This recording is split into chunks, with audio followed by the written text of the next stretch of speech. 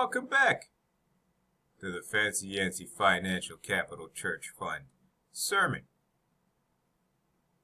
where we talk about reality and preach living in reality. Now, just to be clear, this is not to be construed as investment advice, because if you would like to invest your money, you should just donate it to the Fancy Yancy Financial Capital Church Fund, where your donations will reap rewards and dividends upon dividends in heaven. Now, this is the article that I had mentioned in the previous video, where the IMF, the International Monetary Fund, the place that countries go to bail them out, can no longer bail you out, or bail them out.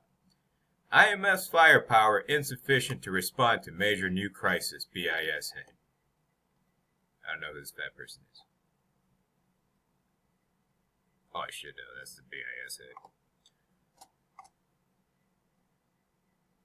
The IMF does not have sufficient lending capacity to respond if a major new emerging market crisis affecting several countries erupted, the head of the BIS said on Thursday. Now, that's for emerging markets. That implies there isn't a chance in hell for your developed countries either. Because guess what? The debt is ridiculous, and it's gone to ridiculous levels. And that's just the purpose of the fund. This leaves us with the problem of having inadequate resources and having to improvise in times of crisis. The mission of the fund is there. Now, improvise means they're going to have to do shit like print money. And if the fund cannot do it, others will have to do it. Otherwise, the economic costs will be huge. Yes, because you will be fucked. Speaking of which, let's go back to demonstrate how. Hang on here.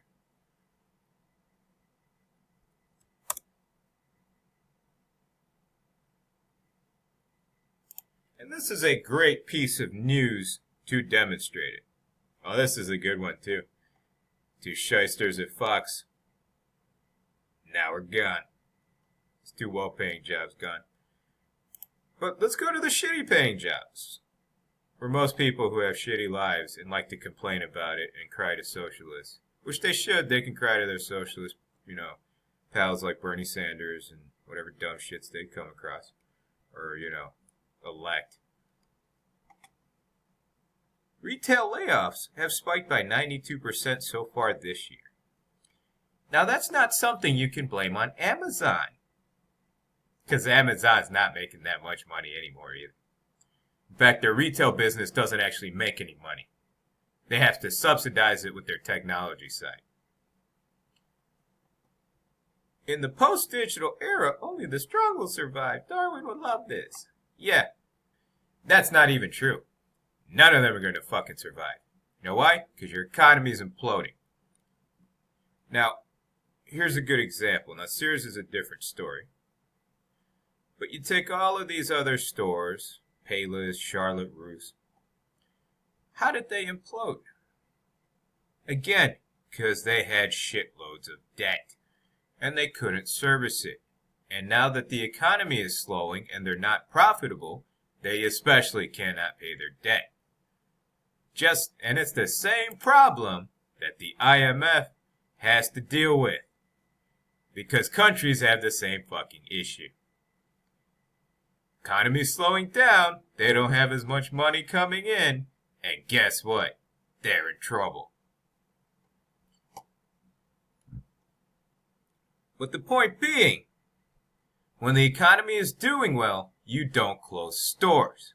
You don't close stores because they're profitable and they make you money on top of all the things that it costs to keep the store open. And when you have a lot of stores doing that, you then open as many stores as possible because it's more profit. But when the economy is tanking, The opposite happens. The stores are losing money. So when the store is losing money, or just even isn't as profitable as it used to be, usually you would close it at the break-even point, but it might not be worth it because of something else. Taxes sometimes.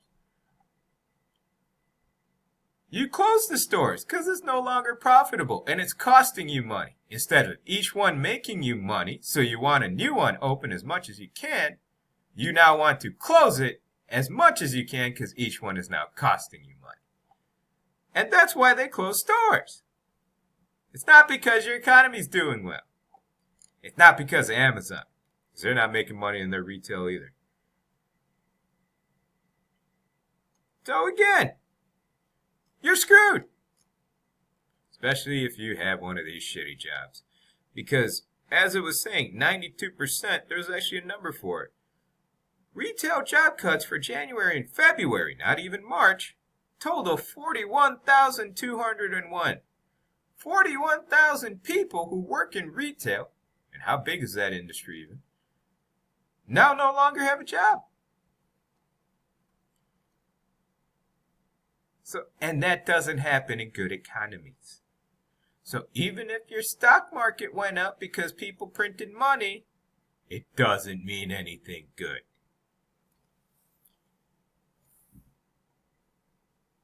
Because people somehow started mistaking, or had this mistaken thought, oh my God, the stock market went up. That's so awesome. Everything is awesome. Everything got better. No, it didn't.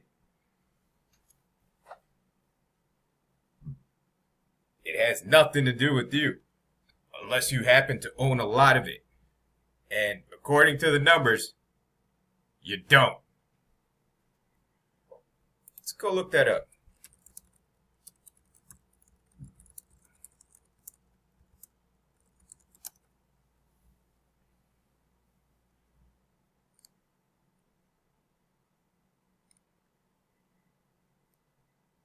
The wealthiest among us own 81% of the value of the stock market.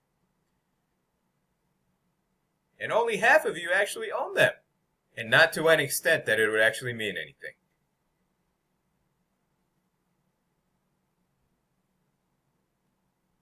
See, richest 10% of Americans now own 84% of all stocks. Likely that's not you, if you're still listening to this crap.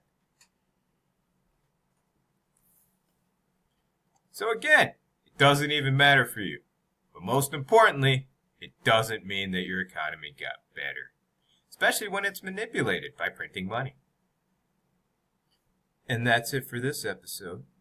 Make sure you donate to receive your dividends upon dividends in heaven. Donation link below. Donate as much as you can. Jesus would tell you to do so. More than that 10% tied too.